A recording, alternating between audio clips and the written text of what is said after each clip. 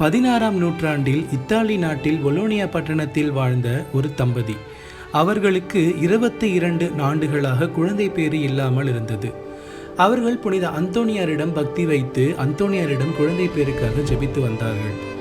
ஒரு நாள் புனித அந்தோனியார் அந்த பெண்மணிக்கு காட்சியளித்து, தொடர்ந்து 9 செவ்வாய்க்கிழமைகள் பிரான்சிஸ்கன் ஆலயத்தில் உள்ள தன்னுடைய திருசுரூபத்தை பார்த்து ஜெபித்து வந்தால் உனக்கு நிச்சயம் குழந்தை பாக்கியம் கிடைக்கும் என்று கூறுகின்றார். அந்த பெண்மணியும் அந்தோனியாருடைய சுரூபத்தை 9 செவ்வாய்க்கிழமைகள் தொடர்ந்து சந்தித்து ஜெபித்தார். அவருக்கு குழந்தை பேரும் கிடைத்து குழந்தையும் பிறந்தது. பிறந்த அந்த குழந்தையானது அழகின்றி பொலிவின்றி எல்லாராலும் அருவருக்கத்தக்க ஒரு கோலத்தில் இருந்தது. அந்த பெண்மணி மீண்டும் புனித அந்தோனியாரை நோக்கி, அந்தோனியாரே, எனக்கு குழந்தை பாக்கியத்தை கொடுத்தீர், ஆனால் இப்படி ஒரு அருவருக்கத்தக்க நிலைமையில் இந்த குழந்தை பிறந்துள்ளதே என்று சொல்லி வேண்டுகின்றார்.